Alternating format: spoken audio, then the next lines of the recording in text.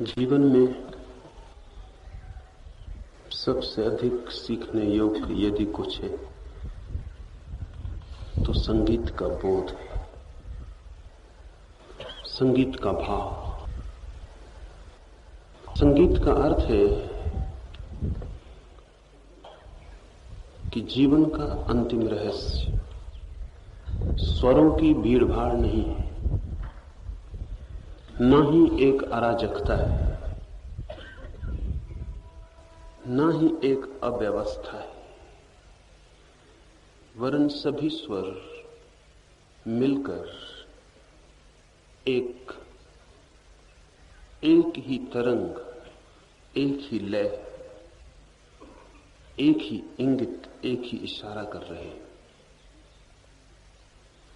जीवन के परम केंद्र पर सभी संयुक्त है, सुव्यवस्थित है, और जो अव्यवस्था दिखाई पड़ती है वो हमारे अंधेपन के कारण, और जो स्वरों का उपद्रव दिखाई पड़ता है, जो तनाव दिखाई पड़ता है, वो भी हमारे बहरे होने के कारण। क्योंकि हम ठीक से नहीं सुन पाते, इसलिए हम स्वरों के बीच में बहती हुई जो समस्वरता है उसका अनुभव नहीं कर पाते।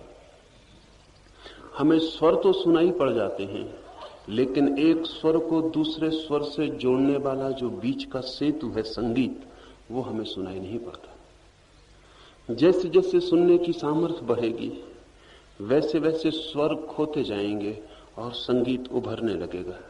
एक ऐसा क्षण भी आता है जब स्वर खो जाते हैं, शून्य हो जाते हैं, सब लहरें खो जाती हैं और केवल संगीत का सागर रह जाता, केवल संगीत की प्रतीति रह जाती। संगीत का अर्थ है स्वरों के बीच जो प्रेम का संबंध है। एक स्वर दूसरे स्वर से जिस मार्ग से जुड़ा है, एक स्वर दूसरे स्वर में जिस भांति खो जाता है और लीन हो जाता है, ये जो दो स्वरों के बीच में अंतराल है, वो अंतराल खाली नहीं, वो अंतराल भी भरा हुआ है। चाहे वो अंतराल सन्नाटे से ही भरा हो, चाहे वो अंतराल शून्य से ही भरा हो, लेकिन वो अंतराल भरा हुआ है। उस अंतराल को अनुभव करने का नाम जीवन के संगीत को अनुभव करना है। सुना होगा कि सत्य शब्दों में नहीं कहा जा सकता, लेकिन शब्दों के बीच में जो खाली जगह होती है वहां प्रकट होता है। और सुना होगा कि रिक्तता तोड़ती नहीं, जोड़ती है। और ये भी सुना होगा कि शून्यता भी मात्र शून्यता नहीं, शून्यता भी एक अपूर्व संगीत से भरी। लेकिन शून्यता को सुनने का, सन्नाटे को सुनने का सामर्थ्य हमारे पास नहीं है। जीवन का संगीत अंतरालों में है।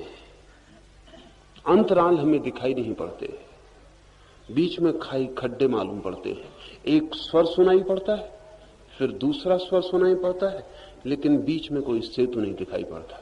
इससे अराजकता अनुभव होती है। हम यहां इतने लोग बैठे, एक व्यक्ति दिखाई पड़ता है, फिर दूसरा व्यक्ति दिखाई पड़ता है, दोनों के बीच में जो जोड़ है वो दिखाई नहीं पड़ता। इसलिए सभी व्यक्ति अलग अलग मालूम पड़ते हैं। अगर बीच का जोड़ दिखाई पड़ जाए तो व्यक्ति यहां खो जाएं, जीवन की एक सरिता रह जाए। जैसा मैं देखता हूं, आप महत्वपूर्ण कम हैं, आपके पड़ोस में बैठा हुआ व्यक्ति भी कम महत्वपूर्ण है, लेकिन दोनों के बीच जो जीवन बह रहा है वही ज्यादा महत्वपूर्ण है। क्योंकि उसी जीवन के कारण आप भी जीवित हैं और आपका पड़ोसी भी जीवित है, लेकिन वो जीवन अदृश्य है। आप दिखाई पड़ते हैं एक छोर पर, पड़ोसी दिखाई पड़ता है दूसरे छोर पर, बीच में जो जीवन की तरंग है वो दिखाई नहीं पड़ती। दृश्य को ही जो देखता है उसे जीवन में अराजकता दिखाई पड़ेगी, क्योंकि सभी दृश्य अदृश्य से जुड़े। जो दिखाई पड़ता है वो तो छोर है, जो नहीं दिखाई पड़ता बीच की जो तरंग, बीच की जो लहर, वही वास्तविक अस्तित्व है। उस अदृश्य को अनुभव करना ही जीवन के संगीत को अनुभव करना। संगीत का ठीक से अर्थ ख्याल में ले लेंगे। अंतराल को जो भरे हुए, रिक्त को भी जो पूर्ण किए हुए है, शून्य में भी जो पूर्ण की तरह मौजूद है, जो दिखाई नहीं पड़ता और है लेकिन अनुभव किया जा सकता है। जैसे जैसे हम भीतर ज्यादा संवेदनशील होते जाएं, वैसे वैसे अनुभव होने लगे और तब व्यक्ति ना दिखाई पड़ेंगे, उनको जोड़ने वाला परमात्मा दिखाई पड़ेगा। तब एक वृक्ष नहीं दिखाई पड़ेगा, दूसरा वृक्ष नहीं दिखाई पड़ेगा, बल्कि दोनों वृक्षों में जो जीवन एक सा बह रहा है, भीतर भी और दोनों वृक्षों के बाहर भी, वो दिखाई पड़ना शुरू हो जाएगा। जिस दिन वो दिखाई पड़ने लगता है, उस दिन ये जगत एक की ही अभिव्यक्ति है। इसलिए इन सूत्रों में संगीत पर बड़ा जोर दिया गया, क्योंकि संगीत को जो अनुभव कर लेगा, स्वरों को नहीं, स्वरों को जोड़ने वाली तरंगों को, अदृश्य तरंगों को, स्वरों के बीच में बहने वाली लयबद्धता को जो अनुभव कर लेगा, वो ब्रह्म को अनुभव कर लेगा। क्योंकि ब्रह्म वही है जो सबको जोड़े हुए है और दिखाई नहीं पड़ता। निश्चित ही जो दिखाई पड़ता है वो मिटेगा, जो दिखाई पड़ता है वो खो जाएगा, जो नहीं दिखाई पड़ता वो नहीं मिटेगा, उसके मिटने का कोई उपाय नहीं। लहरों की तरह हम उठते हैं और दिखाई पड़ते, और फिर लहरें गिर जाती हैं और खो जाती। और जो सागर कभी दिखाई नहीं पड़ता, आप हैरान होंगे, आप कहेंगे सागर दिखाई पड़ता है, लेकिन मैं आपसे कहता हूं सागर कभी दिखाई नहीं पड़ता। जब दिखाई पड़ती हैं, लहरें ही दिखाई पड़ती। सागर को आपने नहीं देखा, जब दिखाई पड़ती हैं लहरें ही दिखाई पड़ती, क्योंकि सागर की सतह दिखाई पड़ती, सतह तो सदा लहरों से भरी है। सागर को आप कभी देख नहीं पाते, देखते तो लहरों को ही है। सागर तो अनुमान है आपका। लहरें दिखती हैं, उठती हैं, गिरती, लेकिन जिस सागर में उठती, जिस सागर से उठती और जिस सागर में खो जाती हैं, वो है संगीत। लहरें तो स्वर हैं, पर स्वर सुनाई पड़ते हैं और संगीत सुनाई नहीं पड़ता। लहरें दिखाई पड़ती हैं, सागर दिखाई नहीं पड़ता। और बहुत मजे की बात है कि लहरें बिना सागर के नहीं हो सकती और स्वर बिना संगीत के नहीं हो सकते। सागर बिना लहरों के हो भी सकता है, लेकिन लहरें बिना सागर की नहीं हो सकती। संगीत बिना स्वरों के भी हो सकता है, लेकिन स्वर बिना संगीत के नहीं हो सकते। फिर भी संगीत सुनाई नहीं पड़ता, सागर दिखाई नहीं पड़ता, लहरें दिखाई पड़ती हैं, स्वर सुनाई पड़ते। वो जो निर्व्यक्ति है, वो जो ब्रह्म है, वो जो जीवन का परम गुह है, विस्तार है, वो अनुभव में नहीं आता, व्यक्ति अनुभव में आते। व्यक्ति की सीमा है, इसलिए दिखाई पड़ जाता है। लहर छोटी दिखाई पड़ जाती, सागर बड़ा है, आंखें छोटी दिखाई नहीं पड़ता। स्वर छोटा है, चोट पड़ती है, सुनाई पड़ जाता है। सागर संगीत का विराट है, उसकी चोट भी नहीं पड़ती, वो अनुभव में नहीं आता। लेकिन अगर हम भीतर चलना शुरू करें, तो जैसे जैसे हम भीतर सरकेंगे, वैसे वैसे वो संगीत हमें सुनाई पड़ेगा। लेकिन क्यों? भीतर सरकने से क्यों सुनाई पड़ेगा? लहर की बात को थोड़ा और ख्याल में ले लें। अगर एक लहर भी उठ के देखे, लहर के पास आंखें हों, और कोई कठिनाई नहीं कि लहर के पास आंखें हों, क्योंकि हम भी लहर हैं और हमारे पास आंखें हैं। अगर लहर के पास बुद्धि हो और लहर अपने चारों तरफ देखे, तो उसे लहरें ही लहरें दिखाई पड़ेंगी, सागर दिखाई नहीं पड़ेगा। और लहर को यह भी दिखाई पड़ेगा कि सभी लहरें मुझसे भिन्न हैं। निश्चित ही कोई लहर बड़ी हो रही है, कोई छोटी हो रही, कोई गिर रही है, कोई बन रही। तो ये मेरी लहर कैसे मान सकती है कि मैं इन लहरों के साथ एक हूं? क्योंकि कोई लहर मेरे सामने ही मिट रही है और मैं नहीं मिट रहा हूं। अगर हम एक होते तो मिट जाते साथ साथ। कोई लहर उठ रही है, मुझसे बड़ी हो रही, तो हम एक नहीं हो सकते, क्योंकि अगर हम एक होते तो मैं भी उसके साथ बड़ा हो जाता। तो निश्चित ही लहर अगर देखे चारों तरफ तो एक बात, सागर दिखाई नहीं पड़ेगा, क्योंकि तरंगे छाती पर भरी हैं सागर के। और दूसरी बात, लहर को सब लहरें अपने से भिन्न मालूम पड़ेंगी। और तीसरी बात, लहर को सारी लहरें उसकी दुश्मन हैं, उसको मिटाने को उत्सुक हैं, हटाने को उत्सुक हैं, ऐसा भी प्रतीत होगा। संघर्ष, प्रतियोगिता, स्पर्धा, यही हमारे साथ हो रहा है। लेकिन अगर लहर भीतर की तरफ मुड़ सके, बाहर से आंख बंद कर ले और भीतर की तरफ मुड़े, तो क्या मिलेगा? अगर लहर भीतर की तरफ मुड़े तो जैसे भीतर की तरफ जाएगी वैसे ही सागर में उतरने लगेगी, क्योंकि लहर के भीतर तो सागर ही है, लहर के नीचे सागर ही है। लहर अगर अपने से बाहर देखे तो लहरें दिखाई पड़ती हैं, अगर भीतर देखे तो सागर अनुभव में आएगा। और भीतर देख के फिर सारी स्थिति बदल जाएगी। अगर सागर अनुभव में आए तो लहर हंसेगी कि वो जो लहरें दिखाई पड़ रही थी वो वास्तविक न थी, उनके भीतर भी यही सागर है।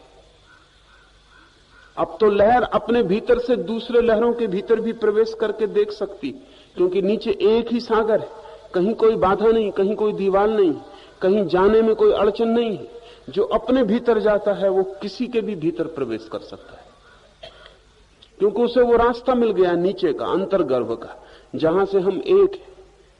इसलिए जब आप बुद्ध या महावीर जैसे व्यक्ति के पास जाते तो आपको पता नहीं चलता, आपको लगता है वो आपको ऊपर से ही देख रहा है, लेकिन उसके पास एक भीतर का रास्ता भी है जहां से वो आपको भीतर से देख रहा है, जहां से वो आपको उस भांति देख रहा है जैसा आपने भी अपने को नहीं देखा।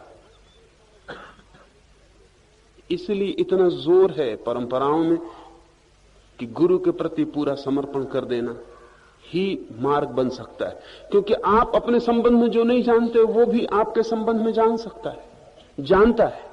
जो आप अपने संबंध में बताते हैं वो दो कौड़ी का है, जो आप अपना परिचय देते हैं उसका कोई बहुत मूल्य नहीं है, क्योंकि आपकी पहचान क्या है? आपने अपनी ही लहर के ऊपर की परत को देखा है। और यह भी हो सकता है कि वो जो आपको कहे आपकी समझ में ना आए, क्योंकि वो आपको गहरे से देख रहा है, वहां से देख रहा है जहां से आपकी अभी तक कोई संबंध, कोई संपर्क स्थापित नहीं हुआ है। पूर्ण समर्पण का अर्थ यह है कि आप अपने परिचय को जो आप जानते हैं छोड़ते हैं और आप उस मार्ग से अब परिचित होने को राजी हैं जो गुरु जानता है और आप नहीं जानते। अगर कोई लहर अपने भीतर चली जाए तो वो दूसरे लहरों के भीतर भी चली गई, तो उसे अनुभव होगा कि लहर होना अवास्तविक है, सागर होना वास्तविक है। उसे अनुभव होगा कि दूसरी लहरें मुझसे भिन्न नहीं है, कितनी ही भिन्न दिखाई पड़ती हैं, हम एक ही सागर का खेल। और तीसरी बात उसे दिखाई पड़ेगी कि लहर की तरह तो मैं मिट जाऊंगी, लेकिन सागर की तरह मेरे मिटने का कोई उपाय नहीं। अमृत का यही अनुभव है। और अगर ज्ञानियों ने कहा है कि आत्मा नहीं मरती, तो आप ये मत समझना कि आप नहीं मरते, आप तो मरेंगे ही। आप पैदा हुए हैं और आप मरेंगे। आत्मा नहीं मरती। आत्मा का अर्थ है आपके भीतर जो सागर है वो नहीं मरता है, आपके भीतर जो लहर है वो तो मरती ही। लेकिन अभी तो आप लहर को ही समझते हैं अपना होना, इसलिए बड़ी भ्रांति होती। लोग पढ़ लेते हैं आत्मा नहीं मरती तो वो सोचते हैं मैं नहीं मरूंगा। आप तो मरेंगे ही, आपके बचने का तो कोई उपाय नहीं। लेकिन जब मैं कहता हूं आप मरेंगे ही, तो मैं यही कह रहा हूं कि जिसको आप अभी समझते हैं कि आप हैं वो मरेगा, लेकिन आपके भीतर एक ऐसा केंद्र भी है जिसको आप पहचानते ही नहीं कि आप हैं, वो नहीं मरेगा। लहर की भांति मृत्यु निश्चित है, सागर की तरह अमृत निश्चित है। अब हम इन सूत्रों में प्रवेश करें। 5वां सूत्र, सुने गए स्वर माधुर्य को अपनी स्मृति में अंकित करो।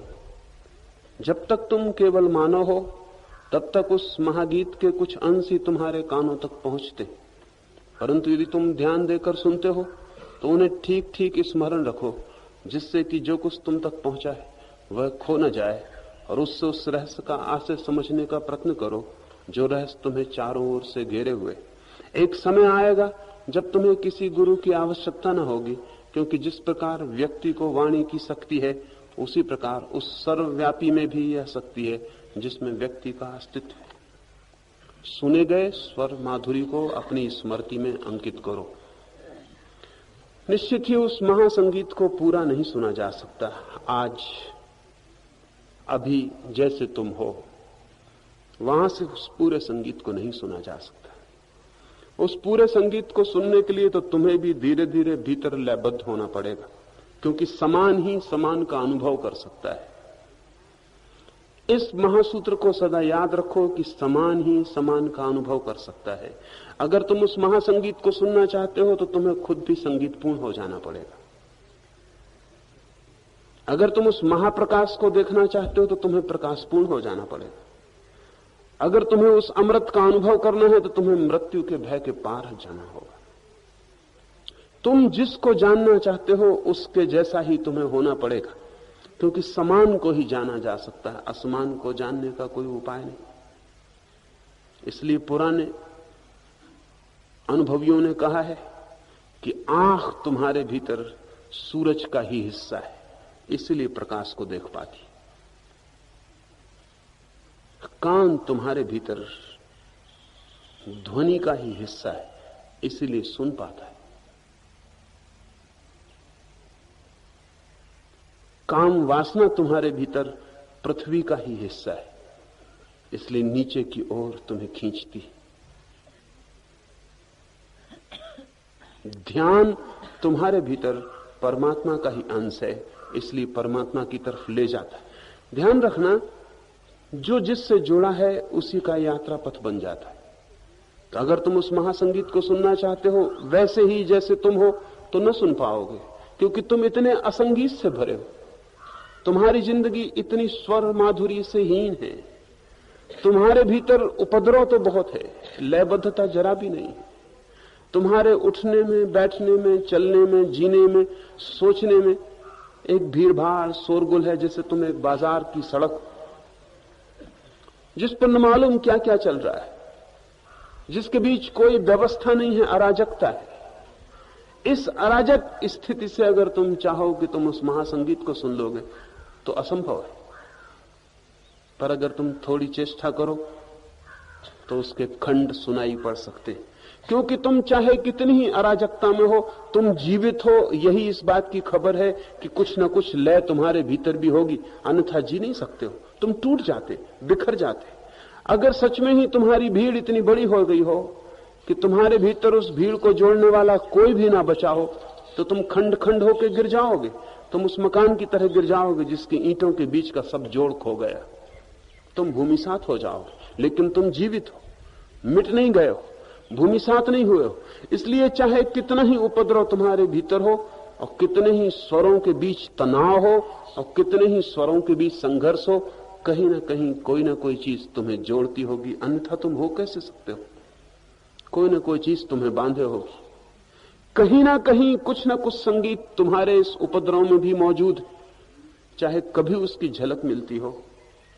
किसी दिन सुबह सूरज को उगते देखकर तुम्हें शांति की लहर दौड़ जाती हो, या किसी दिन रात आकाश में तारे भरे हो और तुम जमीन पर लेटे उन्हें देख रहे हो, अचानक सब मौन हो जाता हो, या किसी के प्रेम के क्षण में, या किसी संगीत को सुनकर, या किसी नर्तक को नाचते देखकर तुम्हारे भीतर भी कुछ नृत्य बन जाता हो।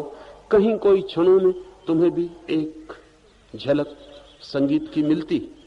उस झलक को ही तुम कभी सुख कहते हो, उसी झलक को तुम कभी शांति कहते हो, उसी झलक को कभी तुम रस कहते हो। तुमने बहुत नाम दिए हैं, लेकिन वो झलक इसी बात की है। बाहर की कोई घटना की उपस्थिति में भीतर तुम बंध जाते हो। तुम्हारा उपद्रव एक क्षण को खो जाता है और तुम्हारे भीतर स्वर एक क्षण को मिल जाते, लहरें एक क्षण को सागर हो जाती और तुम्हारे भीतर जैसे एक द्वार खुल जाता। क्षण भर को ही सही एक झलक मिलती है और जगत दूसरा हो जाता। ये संभावना है, खंड ही तुम्हें अनुभव में आएगा, बहुत दूर की ध्वनि तुम्हें सुनाई पड़ेगी।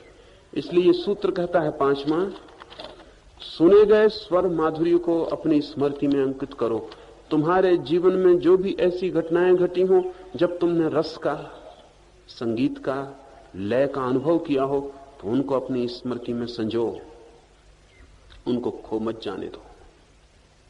ईसाइयों का एक पुराना संप्रदाय था इसेन, जिसमें जीसस को दीक्षा मिली थी। इसेन संप्रदाय का एक ध्यान मार्ग था, और वो ध्यान मार्ग ये था कि तुम्हारे जीवन में अगर कभी भी कोई ऐसा क्षण घटा हो जिस क्षण में विचार न रहे हो और तुम आनंद से भर गए हो, तो उसी क्षण को पुनः पुनः स्मरण करके उसी पर ध्यान करो।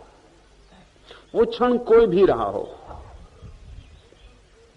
उसी को बार बार स्मरण करके उस पर ही ध्यान करो, क्योंकि उस क्षण में तुम अपनी श्रेष्ठतम ऊंचाई पर थे जहां तक तुम अब तक जा सके हो।